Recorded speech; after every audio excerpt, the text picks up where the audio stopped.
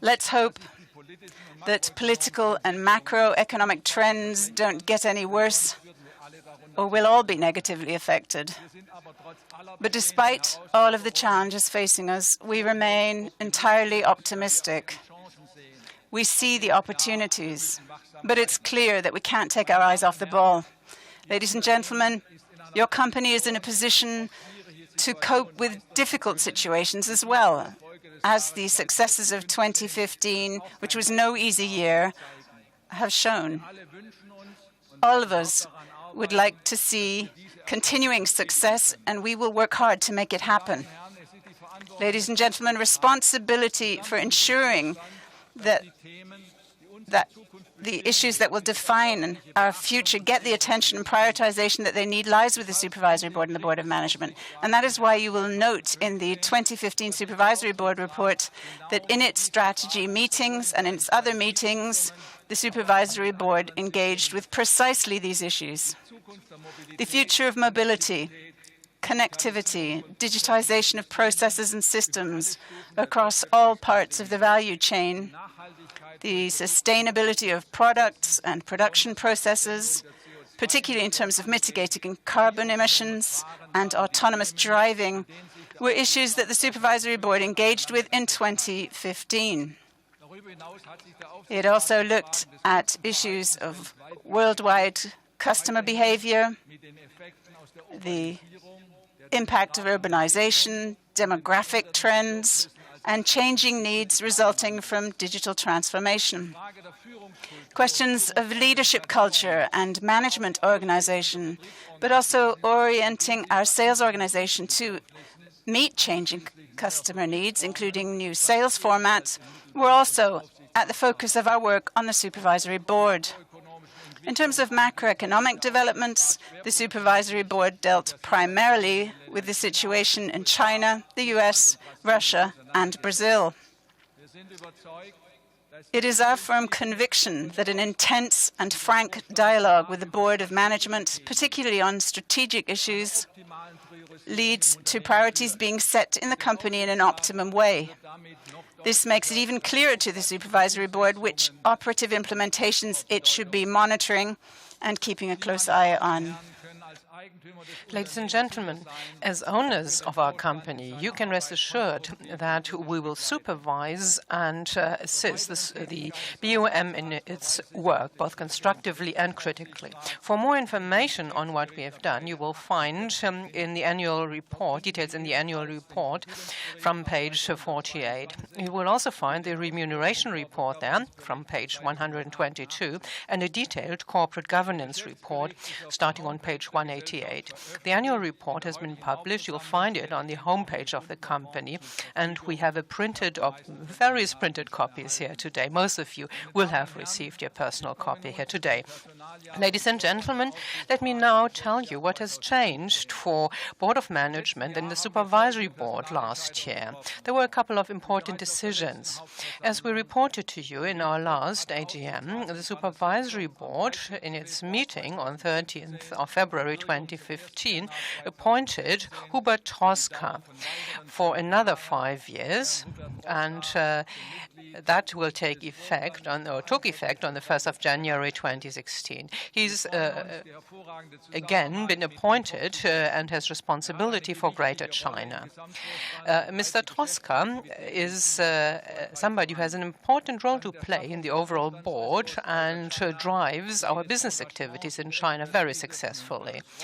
By creating that BOM portfolio, Greater China, and drawing on Hubert Troska's commitment and expertise, Daimler has been able to grow our position in China very sustainably.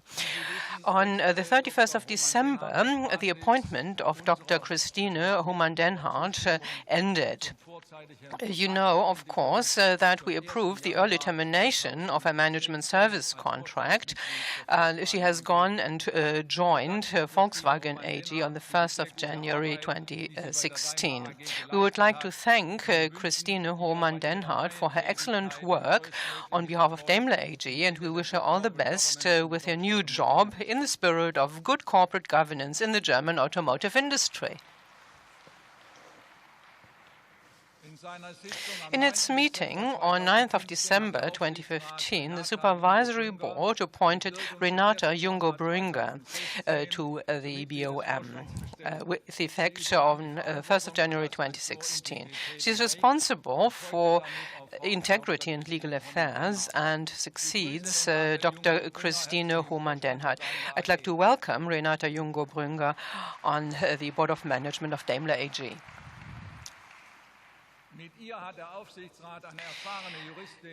She is an experienced lawyer now on the board of the Daimler AG Management Board. Also, she makes our team younger and more international. Renata Jungo Brüngger is an expert of record in international commercial law. She has a 25-year career as a lawyer and legal expert in numerous international companies under her belt, and she is really excellently qualified. Before becoming a member of the Board of Management, she headed the legal department of Daimler AG. As we had announced in the last AGM, Dr. Zetsche was appointed for another 3 years. We decided on that on the 16th of February 2016 in our meeting, and the appointment will take effect on 1st of January 2017. He'll be once more CEO of Daimler AG and also the head of Mercedes-Benz Cars.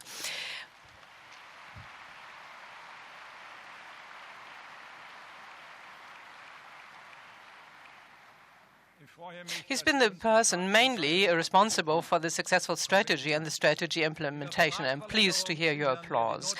By renewing his contract, we safeguarded the continuity at the top of the company as well as long-term success. Also, in the same meeting, it was resolved that Ola Källenius would be responsible for group research, Mercedes-Benz Cars development from the 1st of January 2017. He succeeds Professor Dr. Thomas Weber, whose contract will end on the 31st of December 2016 and who will leave the board of Daimler AG. Ola Källenius is an experienced and knowledgeable expert in the passenger car business, and that also includes technology, even though he is not an engineer by training, but he has held many technical leadership positions in our company. And he's been already a member of the board for research and development. And he also helps us to rejuvenate the board of management and will make it more international. He's also in charge of Mercedes-Benz car sales. Thomas Weber has been the face of Daimler research and development and first and foremost of Mercedes-Benz Cars. He's realigned the business, rejuvenated the product portfolio and prepared the ground for the future and for the future of mobility. Thomas Weber, it's a bit early to bid you farewell. Let me just say so much. You contributed massively to today's success of Mercedes-Benz Cars, and we'd like to thank you at this early time for that.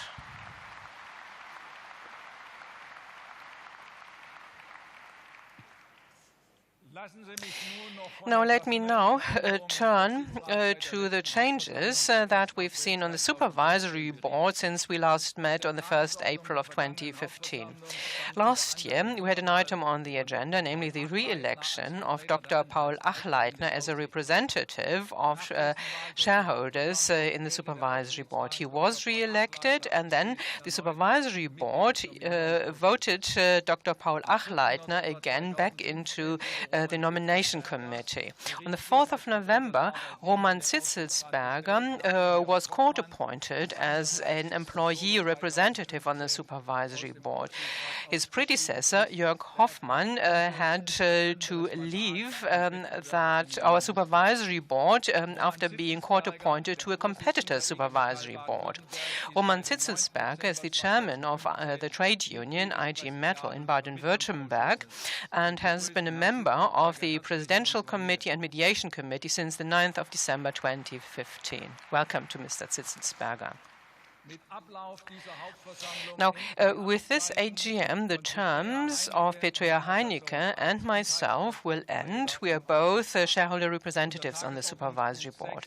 Item 6 proposes to you to re-elect us, and the basis of this is the recommendation of the Nomination Committee and the Supervisory Board. And we are to be appointed or re-elected for a period of 5 years, or more formally, until the end of the AGM that resolves on the ratification of our acts for the fourth year after our election. And if you re-elect me, I will then be a candidate for the Supervisory Board chair once more. Ladies and gentlemen, a very challenging year has begun. It came off to a good start, but still, as we heard, there will be many challenges, and the company has set itself very ambitious targets, and will do our very, very best to keep Daimler at the top of the list. And with that, I'd like to hand over to Dieter Zetsche.